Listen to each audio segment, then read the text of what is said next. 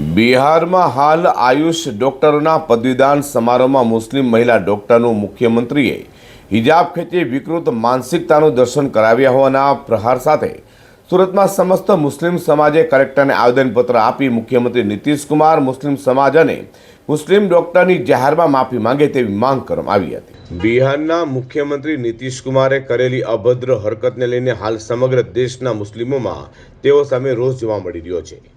વાત એમ છે કે બિહારમાં આયુષ ડોક્ટરીના પદવીદાન સમારોહમાં મુખ્યમંત્રી નીતિશ કુમારે મુસ્લિમ મહિલા ડોક્ટરનું જાહેરમાં હિજાબ પોતાના હાથે ખેંચીને વિકૃત માનસિકતાના દર્શન કરાવ્યા હતા, જેને લઈને મુસ્લિમ સમાજમાં નીતિશ કુમારનો ભારે રોષ જોવા મળી રહ્યો છે। ત્યારે સુરતમાં સમસ્ત મુસ્લિમ સમાજ દ્વારા કલેક્ટરને આવેદનપત્ર આપવામાં આવ્યું હતું અને બિહારના મુખ્યમંત્રીએ મુસ્લિમ મહિલા ડોક્ટરની હિજાબ હાથથી ખેંચી પોતાની માનસિકતા છતી કરી હોવાના આક્ષેપ કરી નીતિશ કુમાર જાહેરમાં મુસ્લિમ સમાજ અને ડોક્ટરની माफी मांगे तेरी मांग કરવામાં આવી હતી।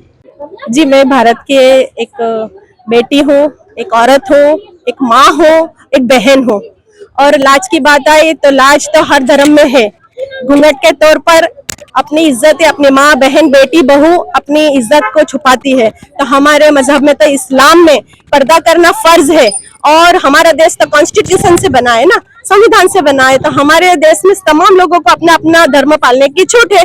तो हम हमारे धर्म के मुताबिक पर्दा करते हैं। तो जिस नीतीश कुमार जी ने स्टेज पर भरे मजमे के सामने डॉक्टर नसरीन जी का पर्दा खींचा है, उनका नकाब खींचा है, तो वो बहुत ही बेशर्मी वाली हरकत की है, गंदी हरकत की है, नापाक हरकत की है, जिसका जल्द से जल्द हम तमाम भारत के नागरिकों के एक्शन लेना चाहिए।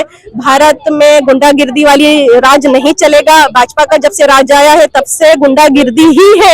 और हमारी बेटी, हमारी बहुएं, हमारी औरतें सेफ नहीं है। આ તો સમગ્ર દેશભરમાં બિહારના મુખ્યમંત્રી દ્વારા કરાયેલી હરકતને લઈને વિરોધ થઈ રહ્યો છે।